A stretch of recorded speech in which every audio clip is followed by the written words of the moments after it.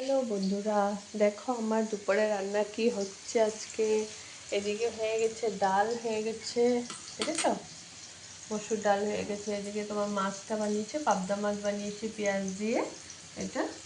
আর এদিকে তোমার ডিমের পোচ করে রেখেছি, এটা বানাবো তোমার। এটা এই যে এটা দিয়ে ডিমের মশলা বানিয়ে এটা একটু মানে আর একটু সাতলাবো মশলাটা, ছাপিয়ে তারপর একটু জল দেবো, জল দিয়ে তারপর ডিমের পোচগুলো এটার মধ্যে দিয়ে দিব।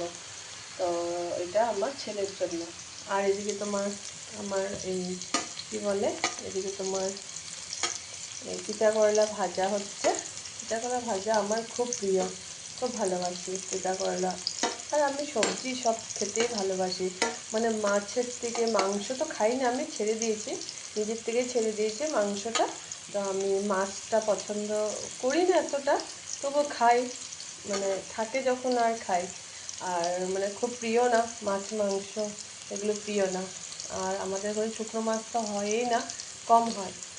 আর এদিকে তোমার ডিমটা হয়, ডিমটা একটু ভালোবাসি তো ডিমটা হয়। তো আজকে এই রান্না করছি, তাহলে তোমরা সবাই দেখে বলবে, কমেন্ট করবে, ঠিক আছে, কেমন হয়েছে আমার রান্নাগুলো। বাই।